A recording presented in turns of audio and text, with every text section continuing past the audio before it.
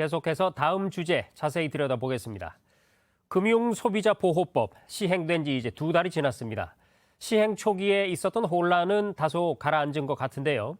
금소법이 시행되면서 기존보다 금융업권에 대한 규제가 강화되고 이를 어길 때 처벌 수위도 높아집니다.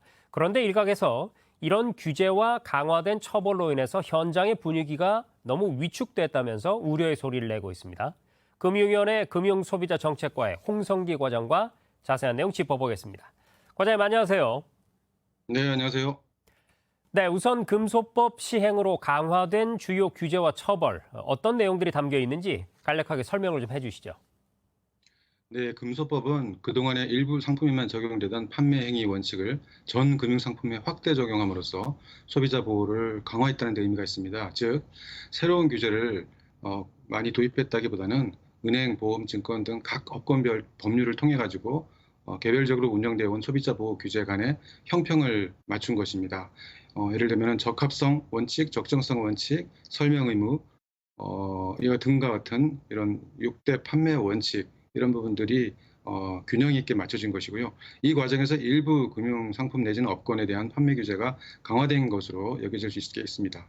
이러한 6대 판매 원칙 위반 시에는 1억 원 이하의 과태료를 부과할 수 있으며 주요 판매 행위 규제 위반 시 판매액의 50%까지 과징금을 부과하는 등 징벌적 과징금이 도입되었고, 아울러 설명 의무 위반으로 손해배상 청구 소송 시에 고의 과실 입증 책임을 금융상품 판매업자 등에게 전환함에 따라서 다소 제재가 강화된 것으로도 볼 수 있겠습니다.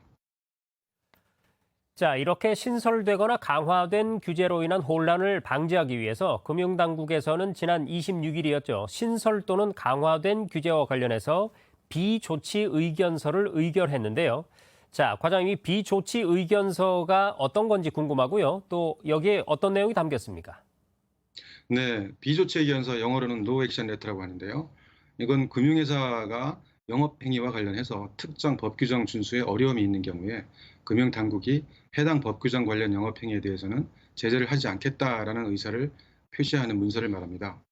일반적으로 금융규제 민원 포털을 통해서 신청 가능하고 현재 금융권에서 활발하게 이용되고 있는데, 일반적으로는 개별 사안별로 비조치 의견서가 발급되나 이번에는 새로운 제도 시행에 따른 업계 전반의 불확실성과 그에 따른 영업 위축을 해소하기 위해서 비조치 의견을 공표하게 되었습니다. 이번 비조치 의견서에 따라 법 시행 후 6개월째가 되는 금년 9월 24일까지는 금소법 제정으로 신설 강화된 규제 위반에 대해서는 원칙적으로 제재 조치를 하지 않을 계획입니다. 네, 그러니까 오는 9월까지는 일종의 유예 기간을 준다 이런 얘기군요. 자, 그런데 네. 이런 비조치 의견서로 금융회사들에게는 물론 준비의 시간이 될 테지만 반면에 이 소비자 보호라는 측면에 있어서는 혹여 사각지대가 발생하지 않을까 우려도 됩니다. 과장님, 이번 비조치 의견서가 모든 경우에 다 적용이 되는 건가요? 원칙적인 비조치 입장에도 불구하고 몇 가지 사안에 대해서는 예외적으로 제재가 가능합니다. 즉, 위반 행위의 고의 또는 중과실이 있는 경우나 법 위반 행위로 인해서 소비자에게 중대한 재산상의 손실이 발생하거나 또는 금융시장 질서가 크게 저해된 경우, 또는 금융소비자보호법 위반에 대해 감독기관이 시정을 요구했음에도 불구하고 이를 따르지 않는 경우, 이러한 세 가지 경우에 대해서는 제재가 가능하다고 하겠습니다. 네, 잘 들었습니다. 지금까지 금융소비자보호법의 유예 조치와 관련해서 금융위 금융소비자정책과의 홍성기 과장과 짚어봤습니다. 과장님, 오늘 말씀 고맙습니다. 네, 감사합니다.